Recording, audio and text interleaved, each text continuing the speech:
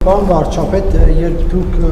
հայտարարում եք, որ ձեր որդիական խոնարհումն եք հայտնում, այդ ցանկը ստորագրած հոգևորականներ, ցանկին ծանոթ եք, այնտեղ օրինակ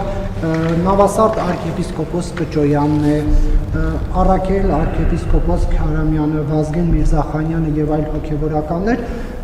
դուք տեղյակ եք նրանց մասին, օրինակ ինչ հրապարակումներ կան մամուլում, նույն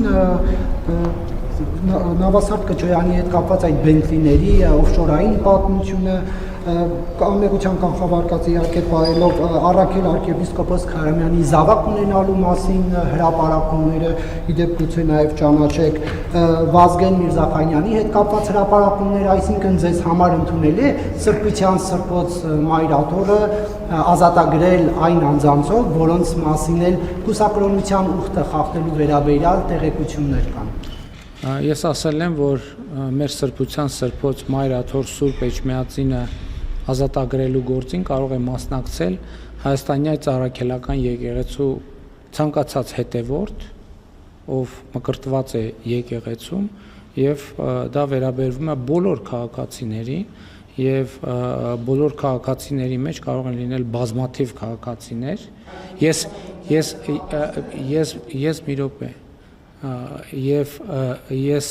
շատ կարևոր եմ համարում, որ այդ թվում ես բոլոր քաղաքացիների անձնական գործերը չեմ ստուգում, ինչ վերաբերվում է ձեր ասածին, ես առաջ եմ քաշել այն օրակարգը, որը վերաբերվում է Հայաստանյան Առաքելական Սուրբ Եկեղեցու բարենորոգմանը, եւ մենք պետք է գնանք այդ բարենորոգման ճանապարհով։ Որևէ հարց հնարավոր չէ լուծել առանց բարենորոգման ճանապարհով անցնելու, եւ ես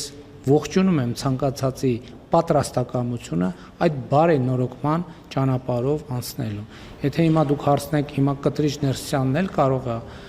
մասնակցել այդ բարենորոգմանը, ես կարծում եմ, որ ինքը իր մասնակցության բոլոր շանսերը սպառել է, եւ նա պետք է ուղղակի ազատի մեր սրբության սրբոց մայրաթոր Սուրբ Էջմիածինը։ Ես ձեր հարցին պատասխանեցի, ես ասացի արդեն, որ բարենորոգման Հայաստանյան Առաքելական Սուրբ Եկեղեցու նորոգման օրակարգն է դրված սեղանին եւ այդ նորոգման օրակարգը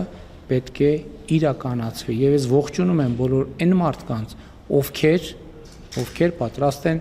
այդ նորոգման օրակարգին մասնակցություն ունենալ, աջակցել այդ նորոգման օրակարգին, որովհետև եթե այդ նորոգման օրակարգը տեղի ունեցած լիներ, այդ բոլոր խնդիրները, որոնք մենք այսօր քննարկում ենք, այդ խնդիրների առնվազն մեծ մասը տեղի չէր ունենա, գոյություն չէր ունենա։